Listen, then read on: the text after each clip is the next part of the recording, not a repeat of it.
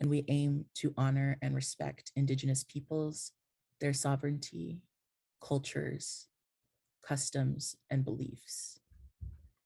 This land acknowledgement was written by the Native American and Indigenous Collective, an agency of the Multicultural Engagement Center here on campus. Oh, I realize I'm not spotlit. So I'm like, hello. I want y'all to see my beautiful face if that is accessible to you. I'd also like to give a quick image description of myself because I look great today. I am wearing cool peach emoji earrings because this is just the place.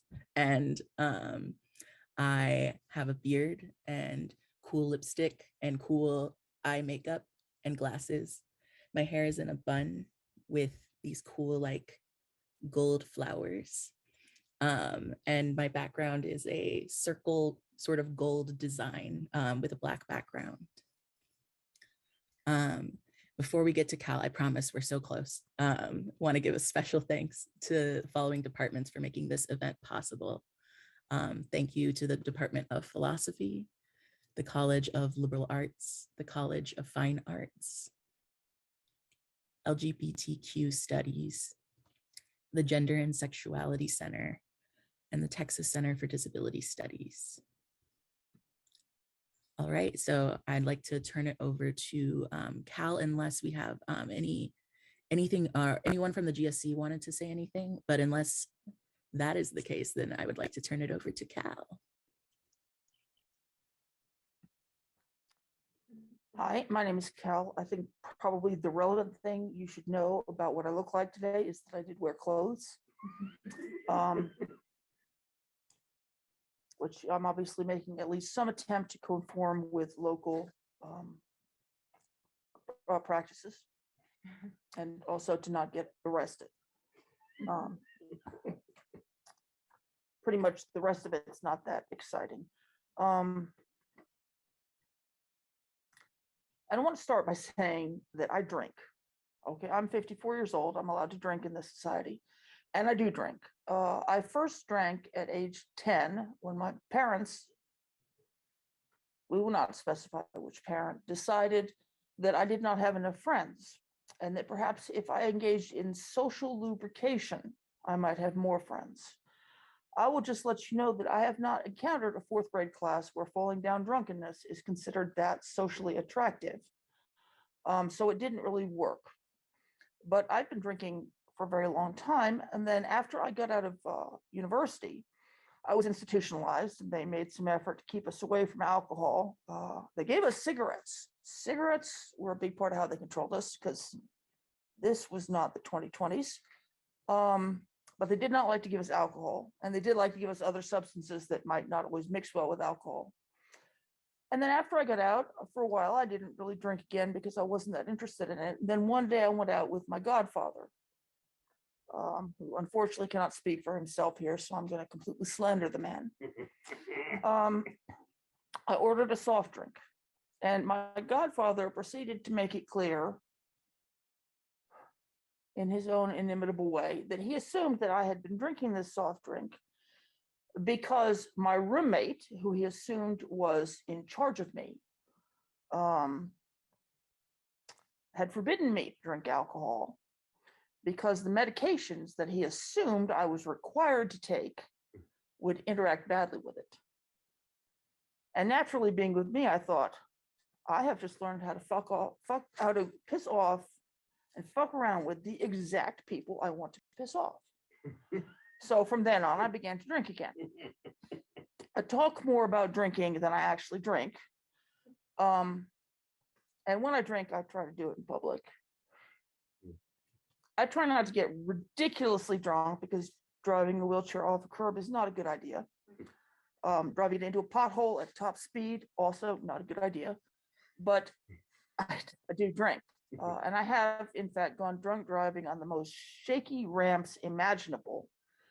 I have attempted to convey to a number of bars that possibly investing in a slightly better ramp would save them some money because it is foreseeable that people will go into their bar, drink something, and then come back out. But so far, I've had no luck.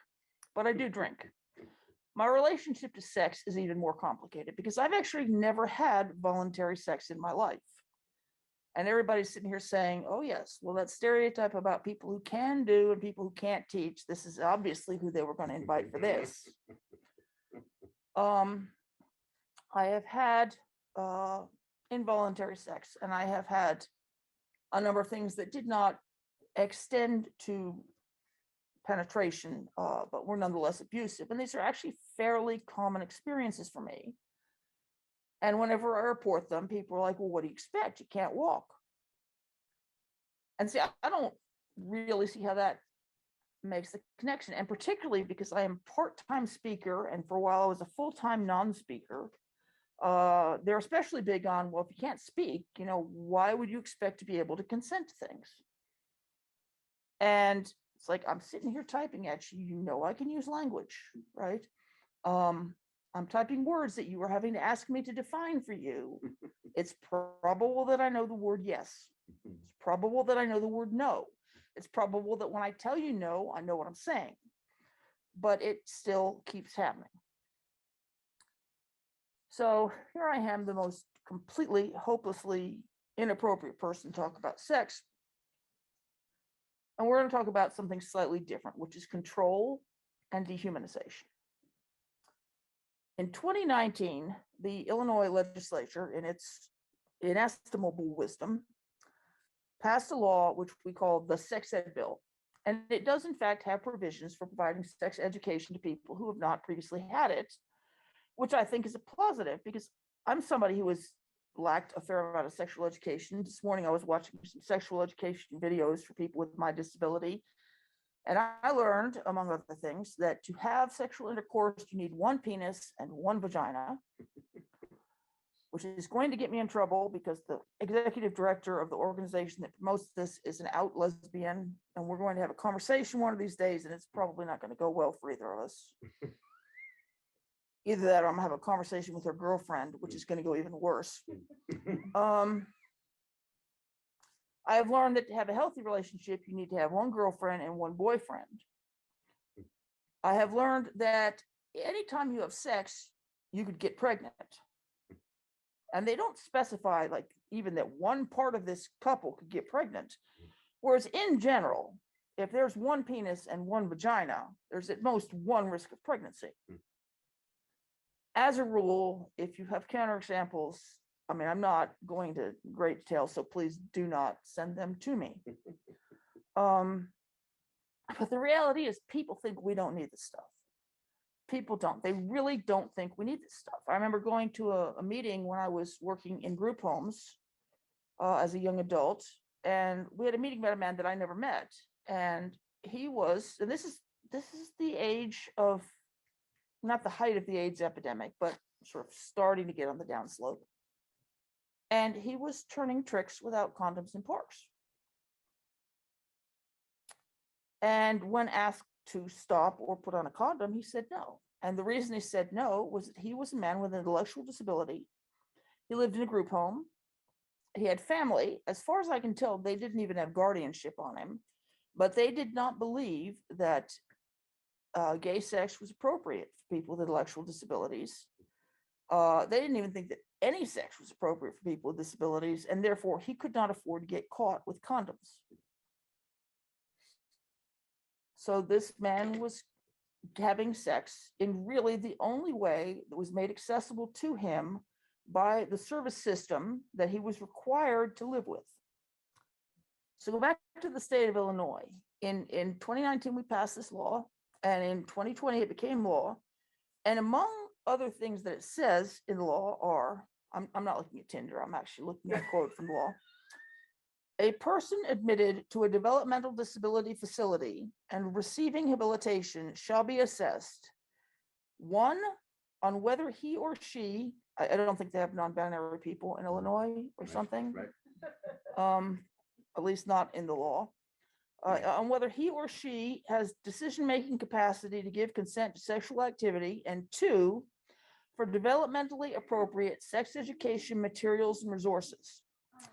As part of the assessments, consideration shall be given to medical, psychological, and psychosocial evaluations.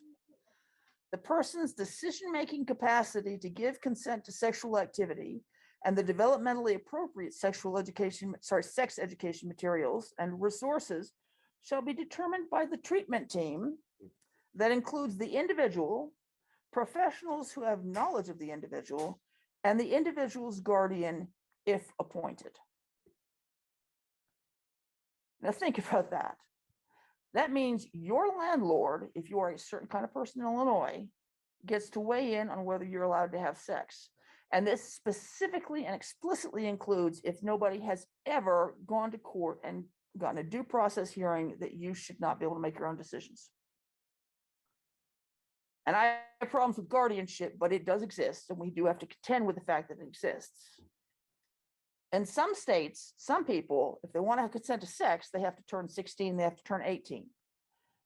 In Illinois, if you are a certain kind of person, you have got to meet with your landlord, your therapist, possibly your day program supervisor, your guardian, if you have one, and all of you together are going to decide if you can consent to have sex.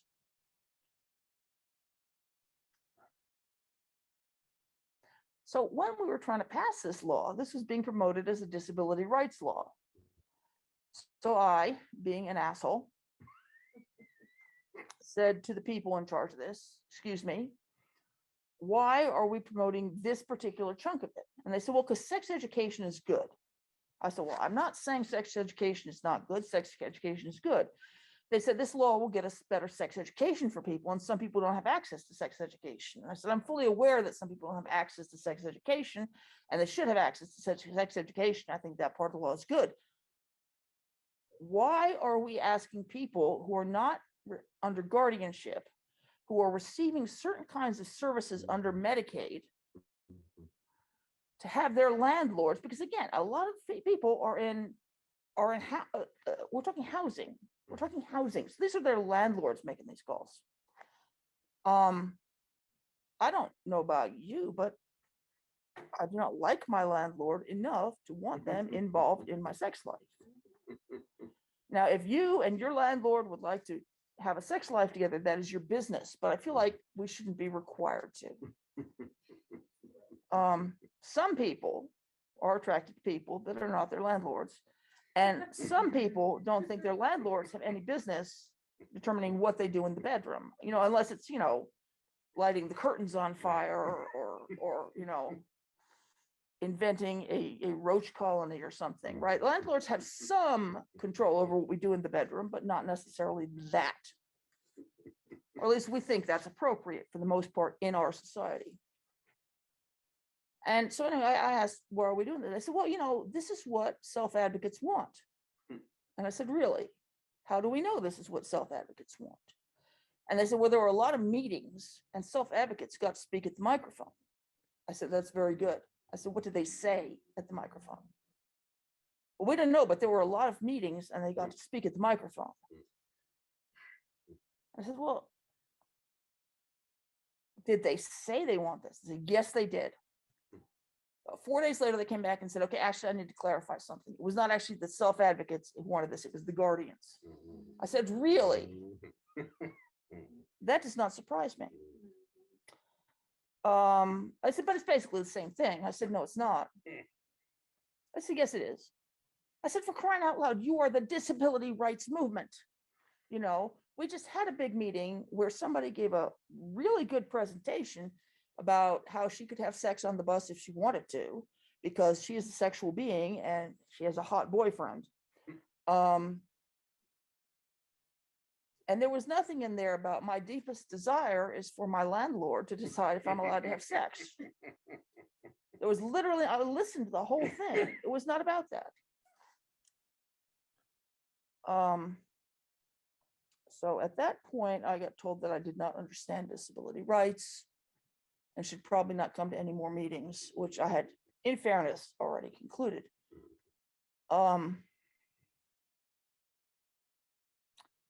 We literally don't believe some people need this stuff. And okay, fine. There's a sense in which nobody needs sex, right? Nobody needs sex. People have survived without sex for many years. I don't need Dr. Pepper either. That does not mean that when I pass the burrito place, I'm not going to stop and get one. But if you go back 100 or so years in this country, what we find is that the menace of the feeble-minded period was upon us. And first off, we evaluated how close to being full adults people were. Adulthood apparently involves pallor, among other things, masculinity, at that time a penis. I mean, it's a very odd construct. And people who were feeble-minded were either considered, and we go back and forth on this a lot, they're either considered too dangerous to other people to be allowed to run around loose, or they're considered it's too dangerous for them to let them run around loose. Either way, do not run around loose. So we've had people locked up because, you know, they can't be trusted to have sex because they're basically children. And we've had people locked up because they did have sex and they had children, and we didn't like that. Of course, many of them had been raped. This wasn't necessarily voluntary sex. This was unapproved of sex. And we've really been navigating this. That on the one hand, certain kinds of disabled people are seen as not having the cognitive capacity to have sex. And on the other hand, are seen as hypersexual beings. Like, we raise people to hug everybody like they're children, and then all of a sudden they're 16 years old and they're hugging people, and people are like, oh my God, they're sexually creepy. Then you have to learn how to high five people. Supposed to like high five people and say, hey, buddy. Yeah. Which, okay, that is a way to greet people. If that's the one you like, go for it. It's not my favorite. When you start thinking about sex, it's doesn't, I mean, yes, there is the eugenic issue, and we can all talk about the eugenics issue. But I think it's also that we're not seen as really capable of having human connection. And we see this in a lot of the ways that people who are not Governor Abbott or similar are treated in the world.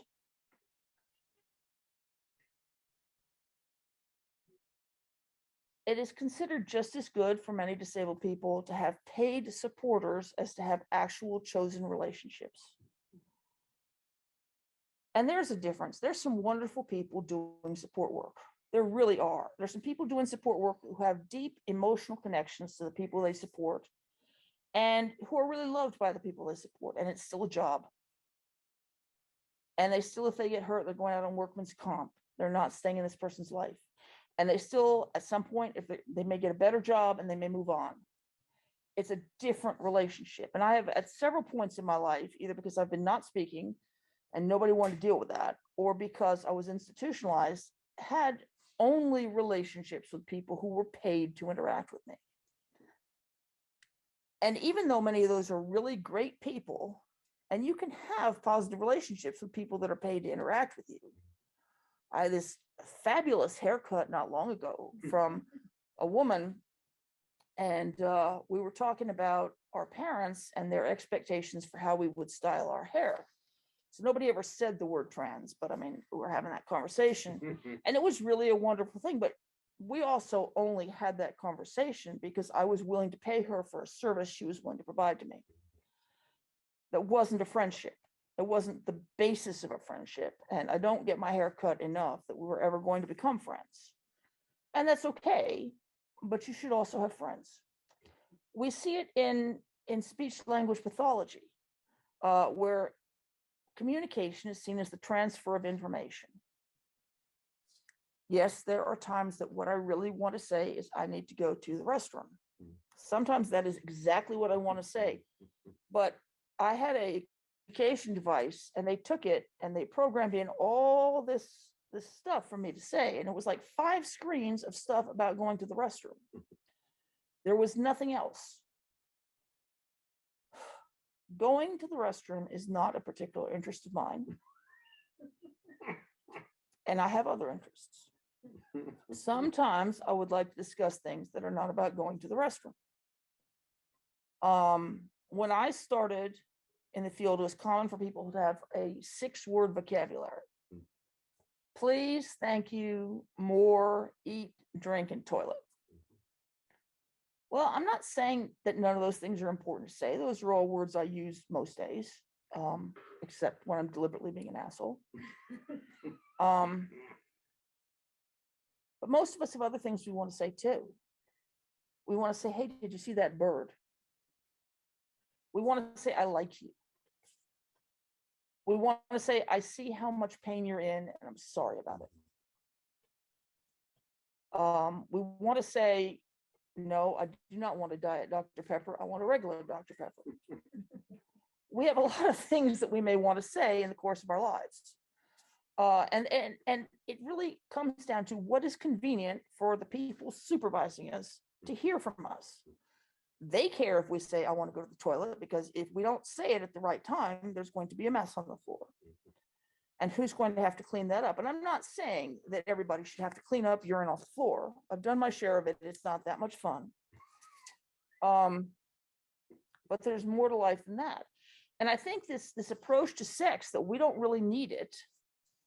I mean, honestly, the sex ed training that I looked at today is put out by a major disability rights organization that has recently announced that it is going to be the leaders of people with intellectual disabilities. Although this came out before, they got $40,000 to do this work. So the very first thing I did was I looked at the text part and I tried to figure out, where is my clitoris? As far as I could tell, it's somewhere on my hand. So then I thought, maybe this is not the most accurate thing ever. And then I started looking at the descriptions of the pictures, because I usually don't understand the pictures very well. I mean, in fairness, I'm pretty sure if I could have looked at the pictures, it would not have looked like a hand. I'm just saying that. But, and what I discovered is that trans people trans people with intellectual disabilities are either girls thinking about being boys or boys thinking about being girls. And that's just wrong on so many levels, right? Many of us, for instance, are not girls or boys, we're adults. Mm-hmm. And we are not whatever gender we were assigned as children, thinking about being something else. And even if we were, not all of us are thinking about being boys and girls, or men and women. I mean, I don't really know how much wronger you could get this, except that the picture was also of white stick figures. So apparently we're also all white. And very, very skinny. Which I guess I should probably mention for any blind people watching that I am very, very skinny if you are a barn. But compared to most people, I do not look very much like Barbie. I look, well, I mean, my body type is celebrated a couple months from now, right before Christmas, when people expect me to squish myself down their chimneys and bring them gifts. But the rest of the year, it is not the preferred body type in our society. Which, whatever, you know, I mean, everybody wants to look like a celebrity these days. I just happen to get Santa Claus. But I think we really need to think about how, even though sex without love is certainly possible, and love without sex is certainly possible, for many people, sex is a way that we express love. And touch is a way that we express love, and we express many other things. There are people for whom the primary communication system is tactile. And some of these people are deafblind, but some of these people simply are non-speaking and don't have signs and don't have good access to augmentative communication. And so back to the sex guide that I read, it said that consent is asking people before you touch them. It doesn't say anything about they got to say yes, by the way. You have to ask. And to me, consent's pretty much either a yes or at the very least the opportunity of a no without it coming. But also, if the only way you have to ask somebody, may I touch you, involves touching them, what are you going to do? I've certainly touched people without getting their consent first. I remember one time I was in a group of people, mostly wheelchair users. I was not functionally speaking at that time, and I did not have augmentative communication with voice outputs. And all of a sudden, almost everybody just took off around the corner. And I looked at the one guy who was left, he's completely blind. And I thought, well, this is awkward. And I waited for them to come back and like, hey, you know, these two people didn't go. I looked at him. He did not seem aware that they had all left. I did not feel comfortable just taking off after them. So eventually I picked up his hand, I put it on my shoulder, and I slowly followed them. And he apparently had enough experience with wheelchair users to know what had happened. So he followed me. And that was the consent involved, right? I did not force him to touch me. Certainly if he had pulled away, I would have allowed that to happen. He knew that there was a person there who did not speak. He knew roughly what height I was because of the wheelchair. And we got through it. But I mean, technically, I've just learned that's a non-consensual thing. That's a form of assault. It's complicated. The idea, it's not just about putting a penis in a vagina. And I know that for some people, that's a very important part of it. I did ask my father, who was very cisgender and very heterosexual, once what sex was like. And he sort of looked up and made a weird expression on his face. And he said, nice.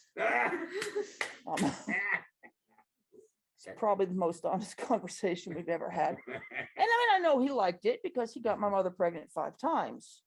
So, I mean, clearly 4 of those times he had some information about what was going to happen. But there's more to it than that. And we tend to think of sex and sexuality as being just this matter of mechanics and cognitive ability. I'm gonna tell you a story about a guy. I may have told this story yesterday because I don't really remember that much of what happened yesterday, because that's how my brain works. But some of you may be bored and just want to doodle. But I was locked up with him in the state hospital, and he did not speak. And what he did was he would rip up the reader. We had a bunch of Reader's Digests. Somebody had collected about 72 lifetimes worth of Reader's Digest and donated them to the state hospital. And other than smoking and throwing tables at people, it was really the only thing to do. And since I wasn't much of a table flipper at that age, I was a much nicer person than I am now, and I wasn't much of a smoker. I used to read a lot of Reader's Digests. He would rip them up, and he'd give you pieces of pages of Reader's Digest. And I started out being very annoyed with him because it's like, okay, I'm reading this Reader's Digest. There's a suddenly missing page. I know who did this. I know it was you. But over time, I began to realize that this was the way this man had determined that he would express, you matter to me. I see you, you matter to me. And I began to save the Reader's Digest in my pocket, the pieces, because, you know,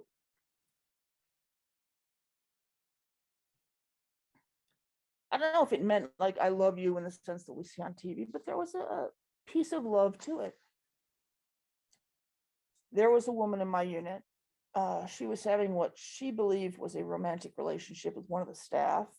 Nobody else that knew about this thought that this was romance. And then one day he was just done with her and he dropped her. And she was just bereft. And this Reader's Digest guy turned around and punched him in the face. They moved him to a chronic ward the next day. Because, you know, he was defective. And he was one of the least defective people I've ever known, because denied almost every way to form relationships, he formed relationships. The next place I worked, or didn't work, that I was sent to, I literally I was a chronic. I was in a mostly acute unit. There were 2 or 3 chronics at a time. And they did not believe it was healthy to socialize down. So any acute who interacted with me would get punished. And any chronic who interacted with me would get accused of not trying to get better and get out. So what I learned was that to even look at people was an act that could get them harmed.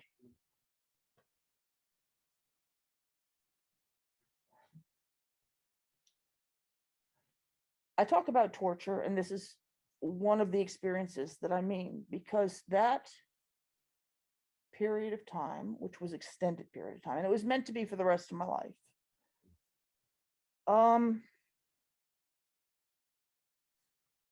it broke my relationship with myself and with the rest of the world.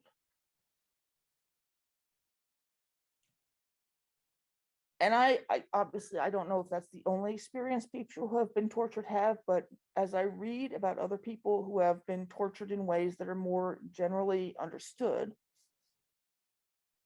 this is a pretty consistent experience. It's a systematic breaking of your relationship to yourself and your world. And I think this is why so much of my life since then has been spent thinking about human connection and why it matters and who was denied it and who was forced to hide it, you know. You read Dave Hingsberger. I don't know if any of you knew him. He was a Canadian service provider who later on began to identify as disabled as his body became more physically disabled. And he was trained as a behaviorist, and he gradually came to see the deep humanity in the people he was working with. But he wrote about such things as, like, just you go down the street and you see somebody in a wheelchair or somebody with Down syndrome, and you just make eye contact at them, and like nobody else ever notices because they don't expect you to make eye contact at them. But there's that connection. There's that connection there. And I have been known to freak out people in hospitals because, you know, I will wave at people and it's clearly the people that expect to be utterly ignored. You know, they're getting dragged through by somebody abled. The abled people never notice this. The little tiny pieces of human connection, those just seconds of human connection, but the deeper connection and how you form these connections and how you form connections to people that you have no idea how to communicate with. And honestly, I think sex and our whole approach towards sex and sexuality for people with intellectual and developmental disabilities is tied to this. If you have certain kinds of neurodivergences, and see how bad am I doing on time? Okay, if you have certain kinds of neurodivergences, you are raised to believe that your very interaction with other people is harmful to them. I remember, I don't know if any of you know the name Mel Baggs. Mel Baggs is also somebody who did not survive. She was a friend of mine. And I remember one time I was having a really hard time. I don't remember what it was about. And Mel began to direct message me messages about her cat. Minimum of 8 an hour for 3 days around the clock.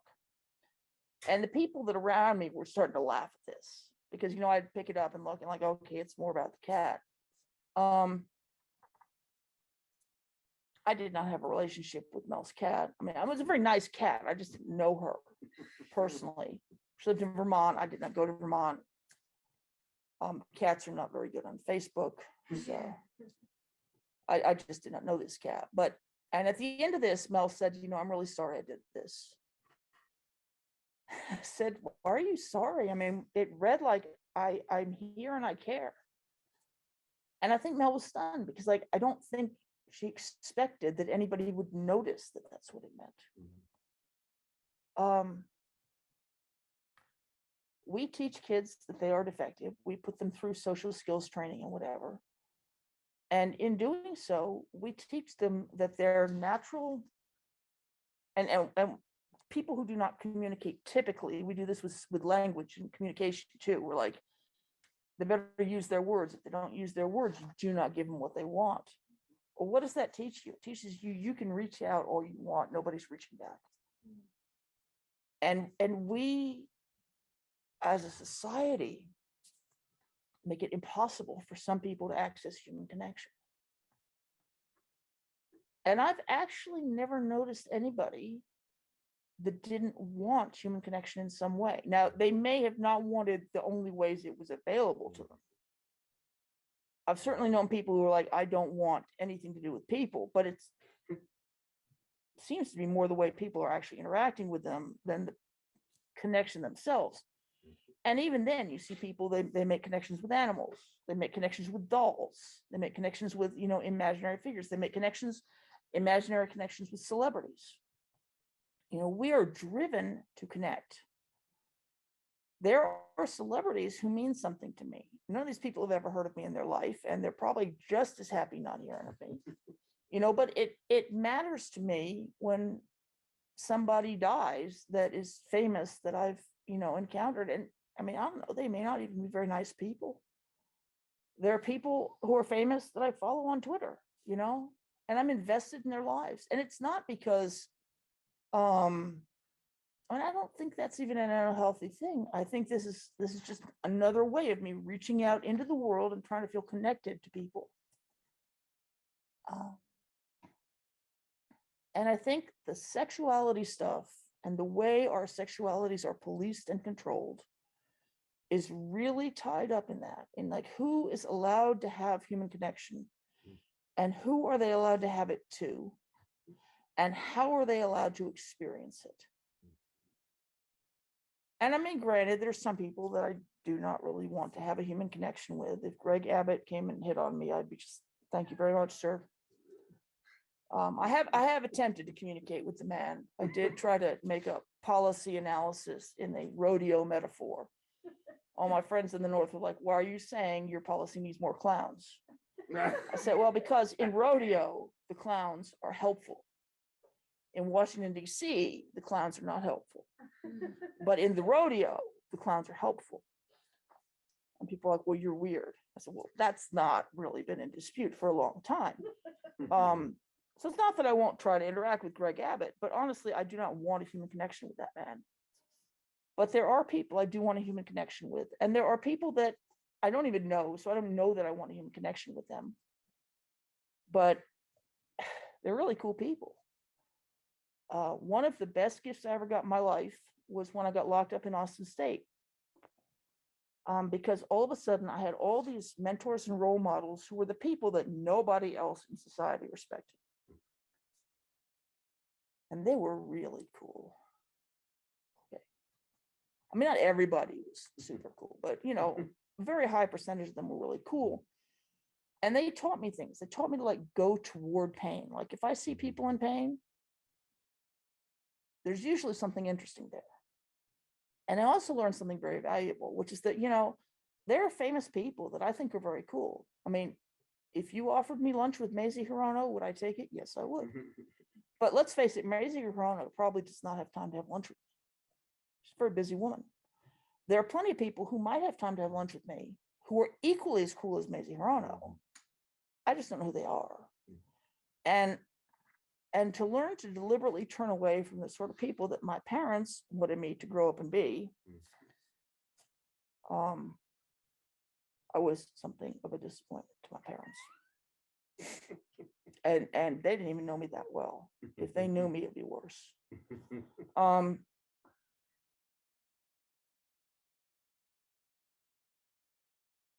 Like, I don't care if you want to have sex or not. I do not care if you want to have sex. I mean, if you want to have sex with me, then yes, then I become involved. But I really think we spend way too much time on trying to control who gets sex, and people don't even see it. The fact that disability rights activists, and the hilarious thing is some of these people have cerebral palsy. You know, the thing about cerebral palsy is that they could get tracked into the cognitive disability system and they could get tracked into the physical disability system. it's the same people. They could get tracked one way or the other. There's some people that you pretty much can tell which disability system they're going to get tracked into, but CP is one of those ones where it could go different ways. So you got people with cerebral palsy who are like, I'm very sex positive, but those people, they really need to have a meeting with their freaking landlord. And I'll tell you one secret about the landlords in the disability services system is they don't want you to have sex because there is no chance they are going to get accused of permitting rape if nobody has sex. None. There's also no chance that anybody's going to get accused of rape if certain people are forced into having abortions, which, as we debate abortion right now, is very interesting because a lot of people are fighting very hard for access to abortion, but some people need freedom from abortion. And it's a conscious rape prevention avoidance strategy, the avoidance of rape prevention. But there's real concern, and yes, life is messy. Human connection can be used in very violent ways. And all you got to do to find out about this is to Google middle school girls, because that's who gets blamed for this. It's called relational aggression, and it's like people will use relationships to control you. And I'm like, so basically applied behavior analysis. And then they get upset with you. It's not just middle school girls, although middle school girls do this because middle school girls, like most of us, are human beings, and human beings do this. We don't think it through clearly. And we talk as if this is something, very atypical. But the reality is human connection is a very powerful thing. And it can be powerful for good and it can be powerful for bad. And we don't think clearly about it. We don't talk clearly about it. We don't educate people clearly about it. And yes, somebody who's like really, really, really good with sword can do a lot of damage, but somebody who's really incompetent with sword and is just waving it around is also going to do a lot of damage. And so we think, well, the easy thing to do is take away all the swords. But what about when it's something that is actually human need?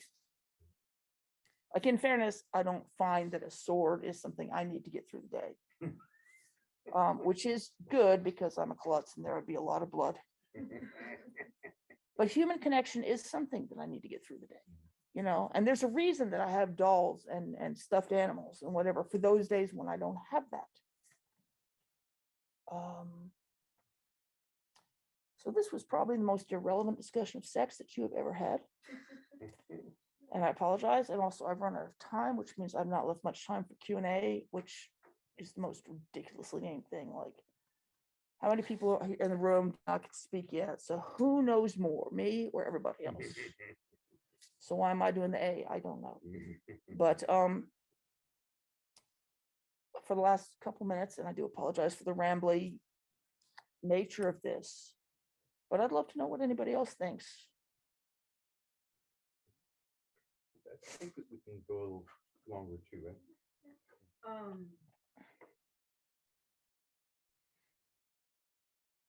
From a young age, I've had to, it's been very, I've never really struggled with like the social side of like my neurodivergency until like recently. Well, okay, that's not true. Like when I was a kid, you could say that I was like an asshole. And like I really like did not function well with people. My parents didn't know that, my teachers didn't know that. But like in terms of like my peers, like I could not like make friends. Like I was really mean and I didn't know why. I was just like really angry and I could not make friends. I was just a jerk all the time. And then as I got older, I was able to mask better and do this and do that. And then as the masking got better and as I eventually got diagnosed with this and that, it got better. And as I became sexually active, I found ways to express myself with like both neurotypical and like neurodivergent people in like different ways. And I found that when engaging with other neurodivergent people can sometimes become very difficult when you're both often dysregulated to always engage in safe ways, because you don't always realize when maybe you're not in a safe place to consent properly. And I think I've certainly put myself in dangerous situations where where someone who was also neurodivergent was able to take advantage of me because of that. And looking back, I'm trying to like forgive myself because of that. But I know that like knowing that they go through similar things, and the fact that they saw that and they were like, I can use this to my advantage to then take advantage of you, is very frustrating. And it just goes to show that even like within the community, there are like levels of functionality and awareness of like being, and consent like gets really blurry, especially when it comes to like mental stability and like emotional, like, that makes sense. Sorry, that wasn't really a question. That was more just like me putting my experience out there. But I know that it's hard when you're like this and you try to like fend for yourself, and sometimes you realize that maybe you're not as capable as you thought you were.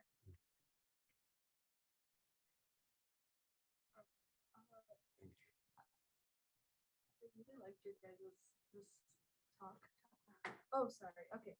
I really like this talk mostly because when you said where's the clearest, it's such a thing that like there's so little health literacy, not even just like even going to people who have like other issues, even thinking about the most cisgender white woman.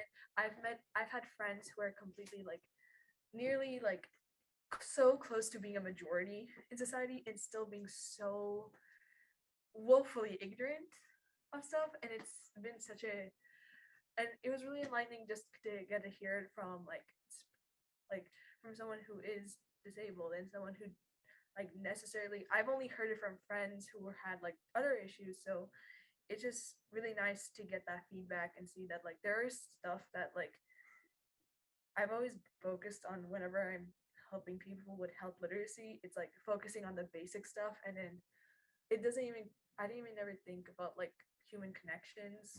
Well, obviously think about human connections every day, but in the sense of how that can affect healthcare and then sexuality, even on a deeper level than what was previously thought. Yeah, I find that I still do not have the words to explain certain things to doctors. I think I only do because I want to be a doctor.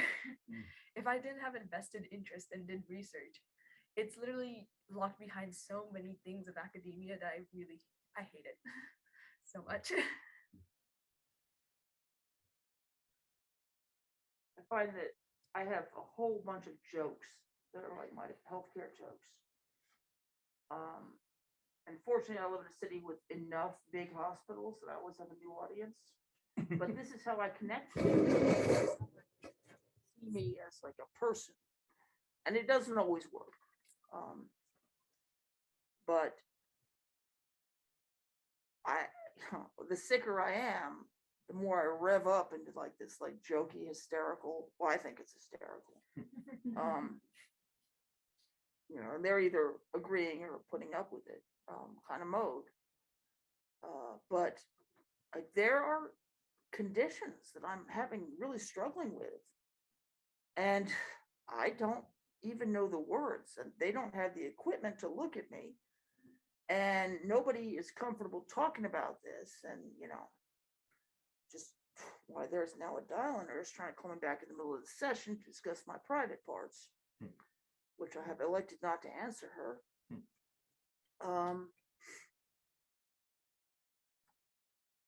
But just the number of people who ask me in the medical system, how do you pee?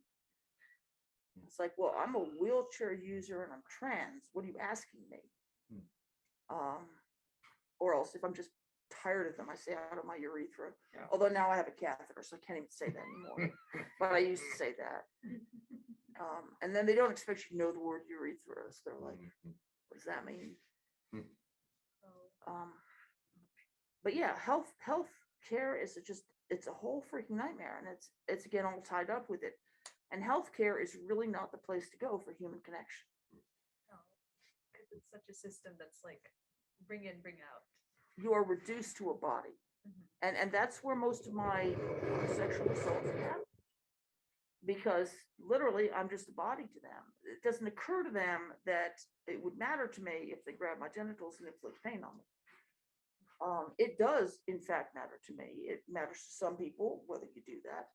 And they're just like, oh, but it needs to be done. I'm like, yeah, but it could be done after you tell me what you want to do and we negotiate it.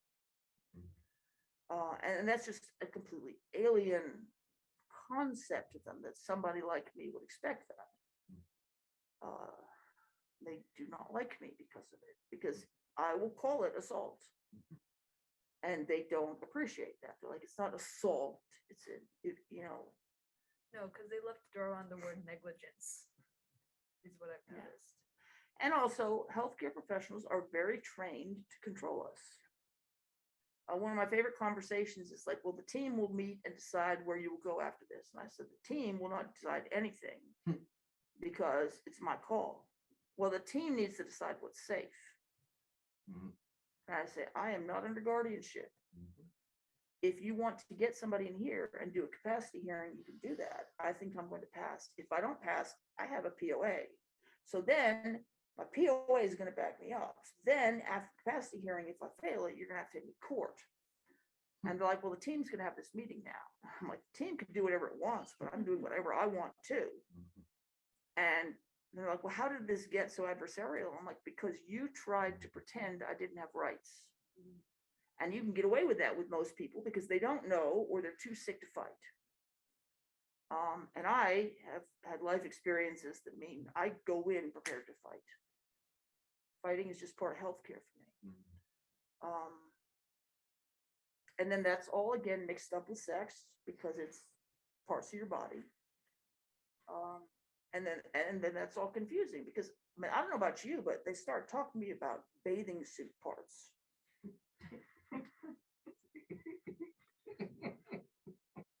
Well, do you mean Speedos? Do you mean board shorts or do you mean wetsuits? Because I don't even know what bathing suit parts mean. I mean, unless you mean like, stretchy fabrics. And they're like, well, your bathing suit parts are private. I'm like, again, you need to specify the bathing suit. And they never want to do that. And then people are judged as defective because they don't know. I'm like, well, if you cannot tell me whether the parts that are under the Speedo are private or the parts that are under the wetsuit are private, I'm like, I'm the one that has a problem. And realistically, it doesn't matter. I mean, if I think my elbow is a private place that I don't want to be touched, that's my business.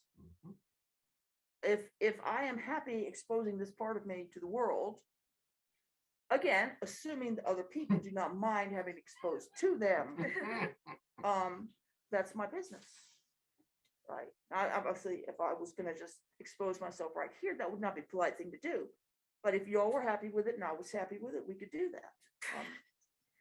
I'm sorry to whoever from the IT people is tracking this for the university. I'm not going to get naked. But realistically, you don't get to tell me what parts of my body are too personal for other people to touch. That's my decision and their decision. If I wanted to be touched on the elbow by Andrew, that doesn't mean he necessarily wants to touch me on the elbow. That reminds me of that trend going around a few years back of people with their bodies, and they wrote their friends, family, and what parts they color coded what parts are okay to touch. Oh yeah, that was Yeah. Like that should be implemented. like the red, the yellow, and the green. Yeah. Yellow being ask, red being don't, or not at all, and green being good to go. But realistically, it's more flexible than that. Yeah. Like if you and I are I mean, maybe I'm all green to you, and then you say something unpleasant about my mother, I might not want to be touched anymore. And autistic people since the 90s have had systems of red, yellow, and green cards to convey, but again, it's not very nuanced, right? And of course, the people that really need to be listening are never the ones that are.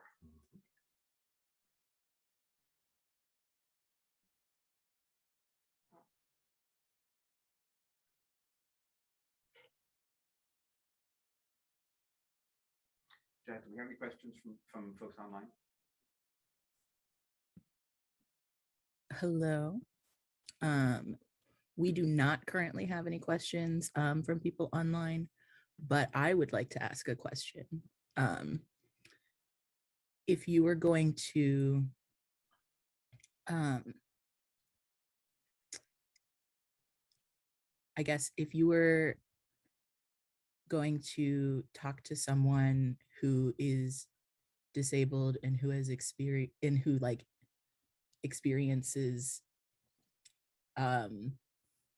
like lack of consent in various scenarios where it's just sort of dismissed, then what kinds of things might you say to them? What kinds of wisdom might you have, or just that sucks, buddy? Yeah. How long a relationship are we talking about? That's a good question. I guess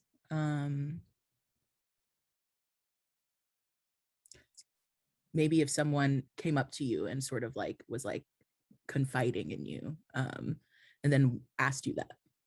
So maybe not the closest relationship, but someone who is resonating with things that you have talked about.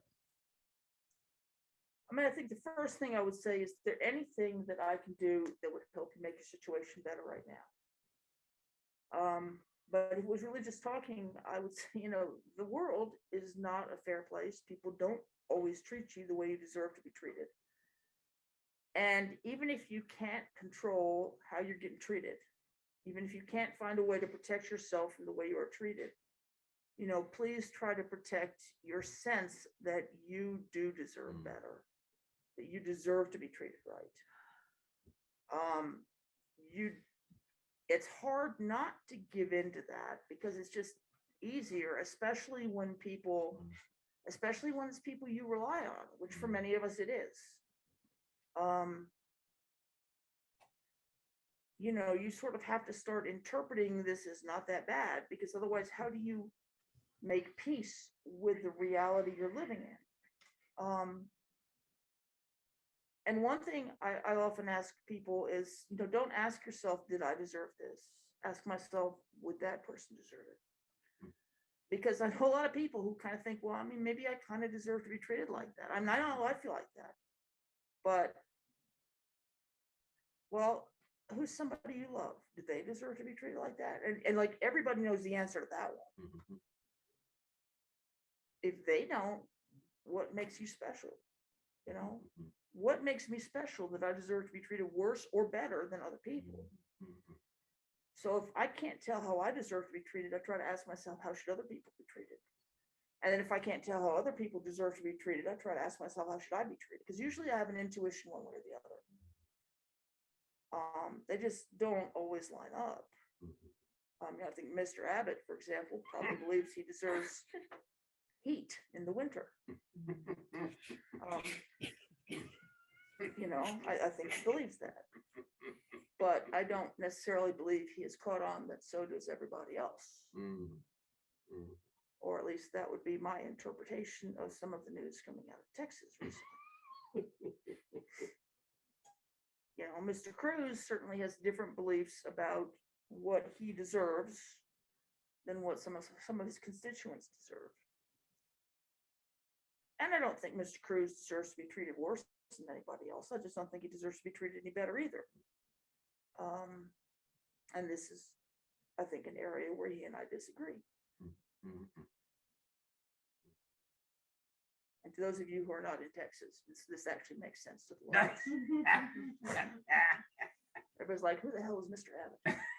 But, Oh, boy. we know. boy. Does that help, Jess? Yes, thank you.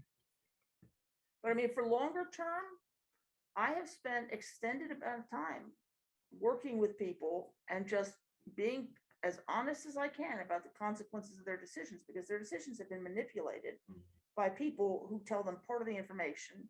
Because people will tell you what they think will make you do what they want you to do, instead of what you need to make a good decision.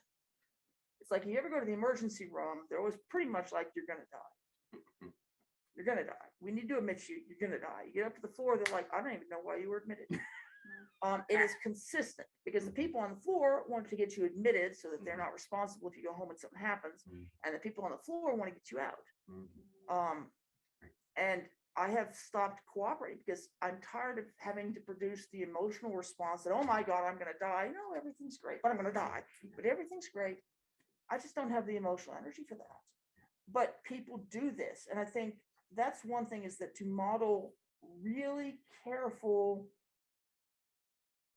the more somebody has been disrespected and the more somebody has been abused, the more important it is to model really careful, and the more at risk they are, really careful boundaries. And I try to be explicit about that because I've been in both positions where I'm the person getting treated badly, but also I've been in the position where I'm the person with the power. And in my experience, it does make a difference. Sometimes you just want to cut corners. I'm like, okay, fine. If somebody is having a heart attack and I know how to do CPR, I'm probably not going to say, let's stop and ask for consent, but that's almost never happens. Almost all the time when we want to cut corners, it's actually one of those moments when it's most important to not cut corners, because you are establishing a track record for later. Which is why I am not a supporter of ever restraining and secluding children.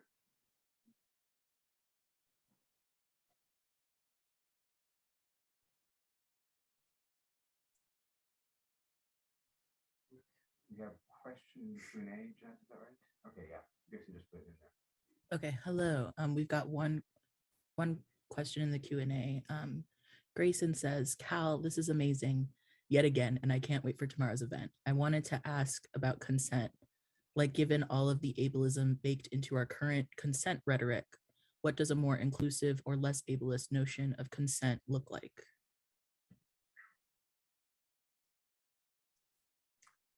I think first, it looks like accessible communication. I think people don't get the information they need to make decisions they do. I remember I was in one instance where somebody was having a very bad day and attempted to kill me with a knife. And it was not about me. And my job at that time was supposed to be to call 911 and get them hospitalized. But I knew this person. I knew that was not something they wanted. So we spent forever de-escalating. By the way, if somebody comes at you with a knife and you can stay on the other side of a big table, they can't get you. You don't need to hit them. You don't need to take the knife away. You don't need to call 911. Just to stay on the other side of the table, and they probably can't reach you. This does not work with guns, but it works with guns. Unless Gumby is after you, in which case you have other big problems. But eventually we got to where I had identified a treatment plan that had been written for this person that suggested that they could take more of a particular medication. And I got their permission to call the on-call psychiatrist and try to increase the dose, call the on-call psychiatrist. The on-call psychiatrist said, do you understand why you take this medication? This person said hemorrhoids. And the on-call psychiatrist said, no. And there was immediate, I do so have hemorrhoids. How can you say I don't have hemorrhoids? It went very badly. So I let this go on for 5 freaking minutes, during which the on-call psychiatrist proved herself to be absolutely useless. And I finally said, look, may I get informed consent? And this woman just wanted us off the phone, but she said, okay. And I said, so let's go through every single one of your drugs. First, we went through all the hemorrhoid drugs, and then we went through the non-hemorrhoid drugs, and why this person was taking them. We finally got to this last one. I said, this one you're taking because people believe that it will do X, Y, and Z. And so your doctor wrote in your file that he thought that if you took more of it on a day like today, you might feel better. And so the question is, we're wondering, is that something you would like to try? And she said, oh, yeah.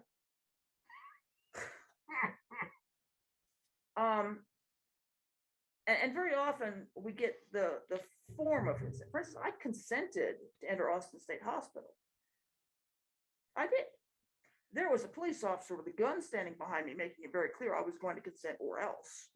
So I don't really consider that consent. I've consented to quite a lot of things because the alternative looked a whole lot worse. I don't think that's real consent. I think consent isn't just about not saying no. It's about actually wanting it or accepting that there's no good options on the table, but here's the best one. My best cardiologist, my best doctor that I've got in the whole world, is a really great guy. He sort of knows me. So we'll be having this conversation. And he's like, well, it's really important that you take your diuretics every single day. And I'll be like, okay, but I'm going to stop on Wednesday because then I'm going to get on a Greyhound for 24 hours. The Greyhound doesn't let you use the toilet. And so I don't want to take the diuretics. And I'm going to Washington, D.C. I'm going to do these things, but I'm going to take the diuretics in Washington, D.C. And he just sort of would look at me and say, okay, but take the spironolactone, right? Because it doesn't make you pee, but it does help you not die of low potassium. I'm like, okay.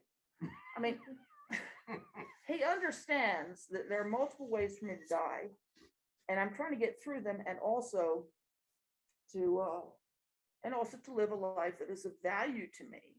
Because I don't just care about not being dead. I care about not being dead so I can do other things. I'm in the process of training my primary care provider for this. I had a pick line I wanted out. I had multiple reasons for why I wanted out. He said, you understand, if you take it out, you're going to die. And I said, well, sir, to be fair, I wasn't going to be immortal either way.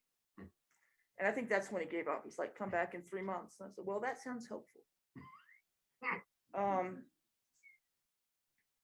But I think so much of consent comes down to, like, people literally don't know what their options are.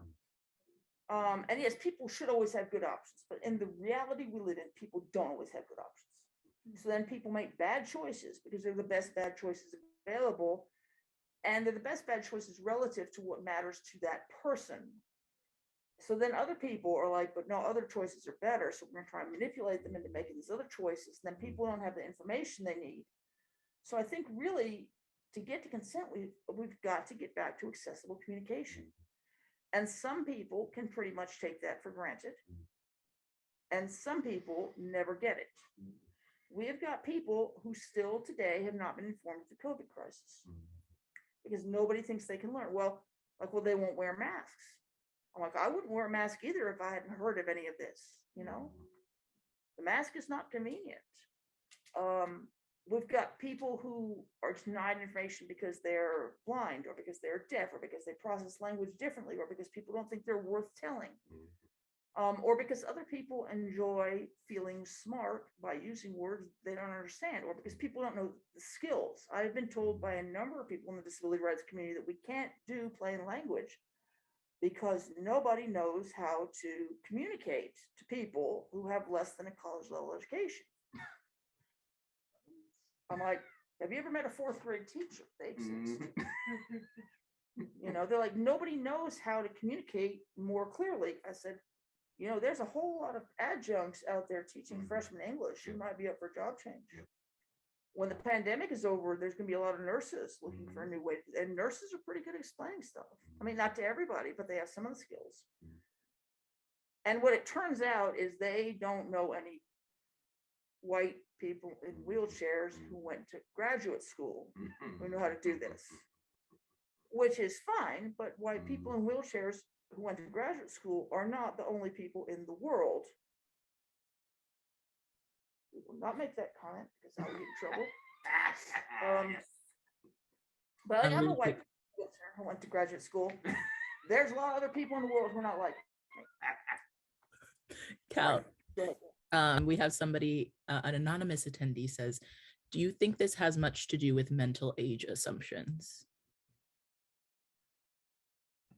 So I think it does, but I also think it's backwards. Like most of us think, well, these people remind us of children, so we think of them as children, so we don't get to do stuff. But I think it's actually the other way around. We don't think certain people should get to do stuff, so we force them into acting like children. Yeah. I mean, seriously, some of the most childlike things that I've done that I'm not super proud of have occurred because I've been forced into the same position as children are forced into, where it's like I am trying to be self-determined and you're telling me I need to take a nap. Yeah. I did not handle that well as a child. I like naps now, but if you tell me I have to take a nap, it's not going to go well, because it's not really your call. I mean, unless I've agreed to work for you and you're like, this is not a good time to take a nap, Cal, we're doing a webinar. That's fair, but that's never what happens. But yeah, we do. And the mental age is, I think, a big part of it, but there's also this sense that children are both completely innocent and thus asexual. And also, creatures of Satan and need to be socialized. And I'm using Satan in particular because I think this, at least in the tradition I'm familiar with, comes down from Christian understanding that people are born not saved and that you have to save them by raising them. And so, yes, I do, but I also think a lot of it's backwards. It's that we start with the structures, and then the ideas that justify the structures come from our having to figure out a way to cope with these structures. It's not that the ideas give rise to the structures, well, that's what it feels like. It's that the structures give rise to the ideas. I know Ibram Kendi said this, but I also know other people have said this before I heard him say it. So I will give him credit, but I will also give other people credit too, for this. Jess, if I may, I want to make a quick comment and sort of building on what Cal's been saying. I'm a parent. I'm a disabled parent of disabled children, and I know how parent communities get extremely possessive about their kids, which is mostly out of fear, but it's out of a misplaced benevolence. And so I'm sure you've encountered this idea of misplaced benevolence on the part of parents trying to quote unquote protect their children who no longer are children. Can you riff on that a little bit? Because I think that is a phenomenon that we all need to be a little more cognizant of. We socialize parents so hard to be the most ablest people in our society. Right. So parents are discovering that their child is not who they thought their child was going to be. And so immediately a whole bunch of people swoop in and say, hello, I'm an expert. Your child will never have a decent life unless we do X, Y, and Z, which, by the way, we need to be reimbursed for. It's a wealth extraction system. And I'm not even saying that the people doing it don't feel like they are trying to be helpful, because I believe that many of them are. But it is a wealth extraction system based on the creation of absolute terror. It's like any child in the world that I've ever met has been out there learning from day one. And they may not be learning what you want them to learn, because, they learn how to get the pots and pans out from under the sink and bang them when you're trying to be asleep. They learn things you don't want them to, but they're learning, right? And then they get to be a certain age. We collect them up, we put 30 of them in a room, and then we panic because they refuse to learn. Well, they're learning. They're just not learning what you want them to learn. And usually they're not learning what you want to learn because it's not very interesting. We have this idea that there's one developmental track that everybody's got to follow, that everybody does follow, and that some people are ahead or behind. If you're ahead, you're gifted. If you're behind, you're delayed. And that's just not true. Some people are on pretty similar developmental track to most other people, and some people are forging their own path, and they'll do stuff in a different order, or they will do some stuff, they can do other stuff. Some people do run, but they never walk, because walking is actually a different skill. Some people, I learned to speak like a college educated person before I learned to speak colloquially. I like to work really hard to speak, because a lot of people in the world are not 55 years old, or they didn't go to college. But I learned most of my language from books written in English to college-educated people in the 40s and 50s. And it has left me with a very interesting vocabulary. I found out what 69 meant on the first night of my orientation here at the University of Texas. That was an exciting night. We did not demonstrate it, but somebody said 69, everybody started laughing, and then somebody explained the joke to me. I lived in a building whose street number was 420 for like a year and a half before anybody explained that to me. I went to a hotel in Denver, and at 420 every day, they would give you munchies. I'm like, well, that's bizarre. And then somebody's like, okay, Cal, let me explain this to you. You know, I know different stuff than other people. People go on different developmental curves. But we ignore or suppress the strengths that people are showing and the interest that they're showing and the way that their urge to grow and learn and connect expresses itself. And then like only this one other way is acceptable. And so we get so many people who get stuck on these developmental steps that, I mean, honestly, they were never going to take in the first place, but they could do so much else, but we don't let them. It's like, it's fine on a game you download on your phone that you have to achieve certain goals before you can level up and get access to the next stuff. That is fine on a game you downloaded for free on your phone. It is not an acceptable way to force a human being to live, in my book. Although in fairness, I wish they would let me skip some of these steps because they're very boring. But you know, I can always download a different game on the phone. I cannot download a different mind and body and intuition and human nature. And I don't really want to. I mean, I'm not saying I'm perfect, but I like myself better than I was raised to be. So I don't really want to be somebody else, which almost everybody I've ever met wants me to be somebody else, but I don't want to. Plus, I'm very not good at it. When I've tried to be somebody else, it has never gone well.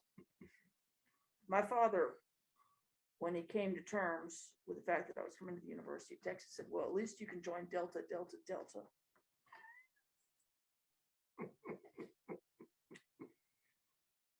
Delta, Delta, Delta, and I figured out very quickly that this was not a match made in heaven. My father, I don't think, ever got why I was not in a sorority.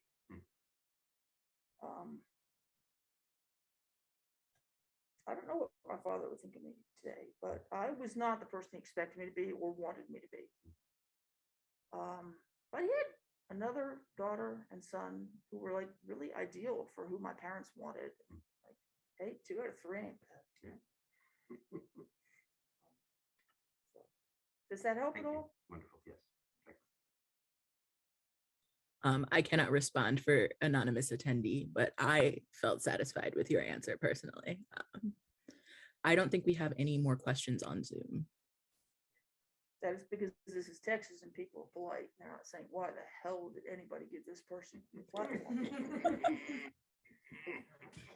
The first webinar I ever did after the pandemic started, the first comment was, Cal said fuck on Kimberly's webinar. Yes. Well, I had forgotten that I was in South Carolina. I have tried to do better because I like Kimberly and I don't really want to just scandalize her entire group of people. But,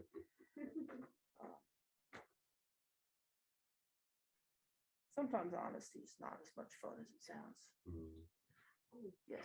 I have a question pertaining to the whole parents thing and also having to rely on certain people. So I am in a situation where I still have to rely on, I mean, technically my mom isn't my guardian anymore because I am an adult, but given my certain limitations per se, I rely on her for certain things because she lives in the area around here. So it's like, you know, when I'm not doing too great, I go home, I rely on her for like certain things. And, you know, she, as many parents are very ableist, despite also having her own things like neurodivergency and et cetera, et cetera. And she often like violates my boundaries and like arenas of consent, et cetera. How would you advise that a person like me should go about trying to navigate that, knowing that I cannot leave? Because I would leave if I could, but I can't. So how do I continue to engage with her as I need to without like losing my mind? See, I'm being very nice to you, Mom, because I'm not telling that story. I think sometimes you just have to suck it up if you cannot get out of a situation. But I have found that one really useful thing is that when people really annoy me, I try to think about what it is that other people like about them. I'm not asking myself to like them. And sometimes I never do. But I'm trying to figure out what it is about them that other people see as likable. I think most of us have a line across which it is very hard to see humanity. And I think the existence of that line is a problem. So when you hit that line, and by humanity here again, I'm talking presuming competence. People have beliefs and perspectives, and they come from somewhere. My father, who is dead and cannot defend himself, he and I had very similar values in some ways. And he was born in 1934 in Texas in a working class family. And I was born in 1967 in a middle class family on the East Coast. And this shaped us in very different ways. My father was a big fan of Ronald Reagan's. I was not. My father was horrified by Jimmy Carter, and his biggest concern seemed to be that if the rest of the world found out that we had elected a president who went around calling himself by the name Jimmy, our reputation in the world would never recover. And I have spent quite a lot of time since 2016 wishing I could ask him, do you really think it would be worse if the man in charge was named Donnie? Yeah. I don't actually think that the fact that he did not call himself James was, whatever your criticisms of Carter, there was worse stuff about him than calling himself Jimmy. However much you like him or don't like him, however much you like or don't like Donald Trump, and you know, I obviously have strong opinions about that. I don't think the fact that he called himself Donald and not Donnie was the key thing. But then I also look at where my father came from, right? He came from a place where it's not like I'm not devalued, but I'm devalued in different ways. And I can, most of the time, if I'm careful, trigger stereotypes that get you respect in the society. Now, I can't trigger all of them. Nobody has ever taken me for a cis person except my parents, who were just convinced. My parents were convinced that they had to send me to a hairdresser because otherwise I might be mistaken for a boy. But they were convinced that all the hairdressers were gay men and therefore waiting to rape their daughters. And I'd be like, do you not understand the concept of the gay man? I mean, people do not become gay men in order to rape girls. They just don't. But my parents were convinced. But somehow they still had to send me here because it was dangerous. My parents were very different people from me, but I try to understand like where they are coming from. And then I can perhaps be a little bit more forgiving of the annoying ways. Because, you know, we were just, actually, I think in a different kind of world, my dad and I could have been close. We had a lot in common. You got in a fight with somebody once over the way the other man pronounced his name. And you know, like me, my father was fearless in not necessarily the best ways. He managed to pick an Air Force colonel Like, if you are going to pick a fight with somebody over the way they pronounce their own name, maybe don't pick somebody who does physical training every single morning. I'm just saying. So that didn't go well. But just trying to see the humanity in other people, you know, because there's people that I have a very hard time seeing the humanity in, and I think that is true of probably all of us. And they're different people than some other people have trouble with. You know, I know a lot of people that have a great deal of difficulty seeing any humanity in people who refuse to vaccinate, for example. And I'm not talking Mercola. Mercola is another story. But most of these people that I've encountered, they're scared. They're overwhelmed. I know that. I that much I can identify with. But also sometimes you just gotta, you know, suck it up and vent to your imaginary friends. My imaginary friends are very tired of my venting. I do a lot of it. My dog is tired of my venting, and he's deaf, so he turns his head. He didn't even have to listen, but he's tired of it. He's like, just shut up and give me cheese. But, you know, at the same time, we sort of still see, I suppose humanity is not the real word because there's a community to it. But we do see each other as, you know, very frustrating people who frustrate each other a lot and are tied together by a leash a lot of the time. But there's also a degree of love there. And I think there's probably some love between you and your mother. I think most of us have it, even if our parents are highly abusive, which I'm not suggesting your mother is. I'm suggesting I'm not involved in your relationship with your mother. And therefore I can't speak to it. But I think when I see somebody that I have a hard time seeing as human, I try and stop and think about what somebody else might see in them. And I have learned to like some people that way. And there's some people that I still really don't like, but I understand why other people would like them.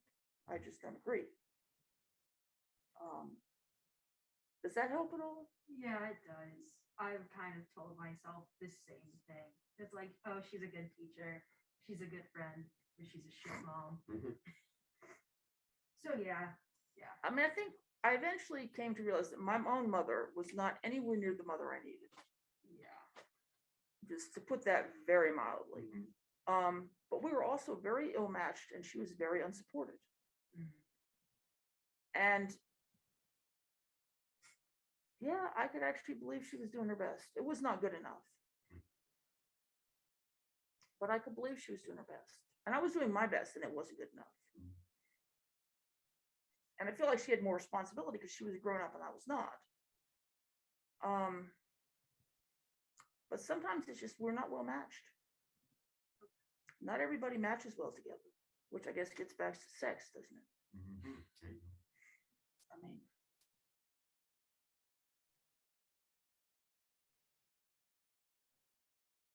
and then apparently if you match too well, it's not really sex because you need one penis and one vagina.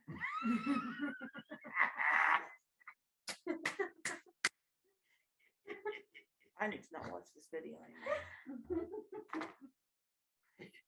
Sexual intercourse is inserting a penis into a vagina. Much too well. Like, I don't. I think that's funny. Maybe it isn't, but it's funny. And I say this with such confidence. It's like, I don't know if you've met the same people I've met.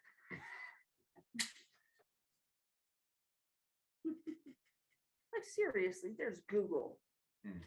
You should be able to figure it out from Google right now. I'm sorry. Wow. Cal, there was a question earlier about what organization is the one that you were talking about. Are you willing to name and shame? That made the video? Yeah. Well, the funder was the With Foundation, which I hear will actually fund some decent stuff on IDD health. The organization that got the grant was the National Council on Independent Living. And then they outsourced some of it to somebody that I don't know who it was. That was the text part, and they outsourced the videos to Rooted Rights. And that is simply a factual matter. The text part has been removed from the internet because somebody may have lost it at them and screamed about not being a girl thinking about being a boy. We will not name that person, but they might be wearing my shirt today. And then they have not pulled the videos, so you can still watch the videos. There are some interesting videos.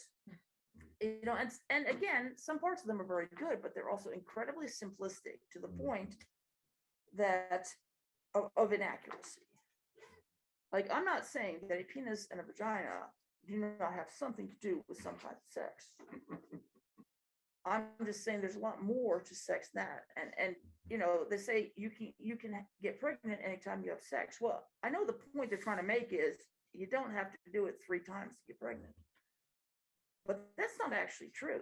If you have, say, 2 really old gay men in their 80s, cisgender gay men, they can probably have a lot of sex with very little risk of pregnancy. Yes, I understand the whole thing about the Bible, but as far as we know, that only happened once. Oh, you want to hear the best horrible sex story I have? I was teaching Sunday school, don't even ask. And I had a class of all teenage boys, and half of them were known as the good boys, and half of them were known as the bad boys. So we knew which ones I liked. And they had a second person in the room at all times to make sure that we were all being appropriate, but I was basically running this. So we get up to the Annunciation, which is when the angel shows up and informs Mary that God's going to impregnate her. And one of the young men that I enjoyed said, so what you're telling me is God's a rapist. The other adult in the room, I have never seen anybody turn that white in my life. I don't think I heard him speak again for 3 weeks. But it was a great conversation because we talked about changing ideas over 2,000 years of like what humans' relationship to God is and God's relationship to human and men to women and women to men. And like, I thought it was a fabulous conversation. I think sounds like a good conversation. he may have needed a cardiologist after this. I think it's a good point. But it was the like best comment I've ever gotten from a student in my entire life. It was unexpected, but that was why. Because like if I already know what you're going to say, then you're probably not going to be that interested. Which is basically why I don't do plays. Well, I'm just babbling now, so I should probably let other people either talk or move on. Just letting you know, Cal, you're getting a lot. You've gotten a lot of love in the chat, and I know you can't necessarily access the chat, but a lot of people have resonated with what you're saying throughout. And you've got some thank yous in here too. Well, thank you very much. I appreciate that. I'm always amazed when anybody puts up with my bullshit. He doesn't have to. I always feel really bad when I go to get healthcare because they're like, does your vehicle need validation? I'm like, no, merely my emotions. They just look at me and they're like, I do not get paid enough for this bullshit. And then they're like, you know, where would you like this shot? I'm like, Oklahoma.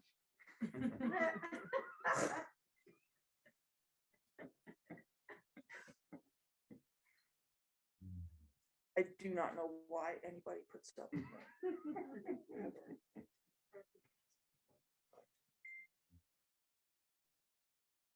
You want to hear my nurse joke? Okay, this is totally off topic. Bunch of people go camping, right? And they're out sitting outside the fire telling scary stories. And these are long, scary stories. And you know they're ableists and they're full of details and you know, hooks and dragging and scary stuff and whatever. So the nurse is very tired. She wants to go to bed. Finally gets to her. She just looks at everybody. She says, 50 over 30, and goes in the tent. Oh no. Oh, It's a blood pressure joke. that person is dead.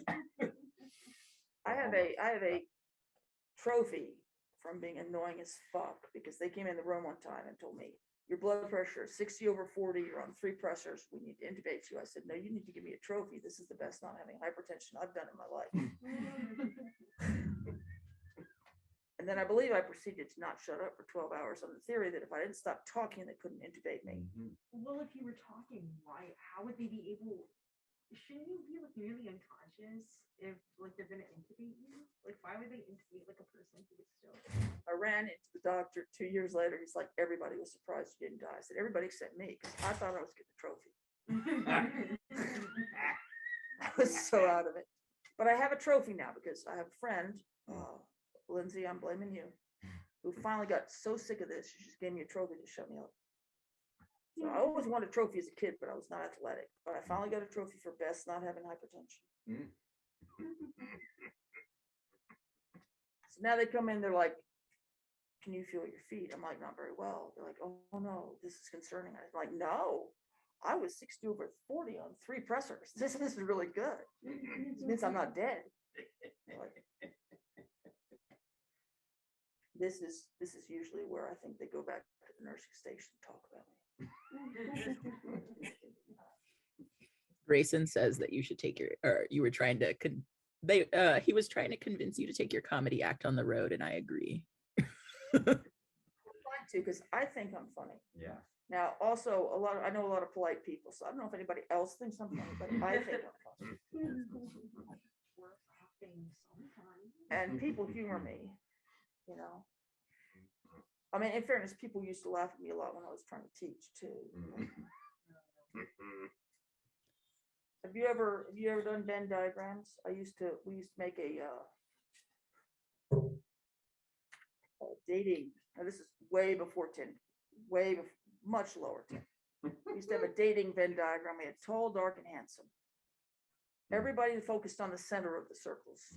Poor Socrates was way out on the edge, but people would laugh. I don't know if they were laughing at me or laughing with me, but honestly, at that point, I didn't care. They were at least engaged somehow, right? Because this was before we all had cell phones in class, so I knew it was something to do with me. I think I'm wondering if anyone on Zoom has any last questions, or in the room.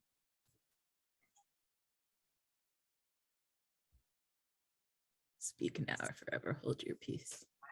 Or chat. Or tap someone on the shoulder. Or track me down. I'm on Facebook and Twitter. Amazing. On Facebook and Twitter a lot, to be honest. You've got a lot of thank yous. Some people saying that you should definitely take your comedy stuff on the road. And again, hint for not in Texas. thank you so much. Connecticut sounds good. There you go. Thank you so much, interpreters and captioner. We super appreciate you. And thank you everybody I really enjoy this stuff, and I really do appreciate that people let me do it. Woo! I never know how to end events, so this is me saying officially the event has ended. I want to give our interpreters and captioners a chance to rest. But thank everyone for coming. Oh, do we want to give the time for tomorrow? So tomorrow Cal will be talking. If you liked this, Cal will be talking at 9:30 in the morning, which is usually earlier than I am a human, but I will be there because this is very important to me. And Therapies, which I can get very hostile about. yes, the name of it is Therapized. How the disability industrial complex surgically excises joy, which I did an audible gasp. I was like, I will note that there will not be gimme scalpels handed out to the participants. So. All right. Oh, thank you, Liz, for the link. Fantastic. Yes. Thank you, everybody, and thank you very much to the center. Yeah. All right.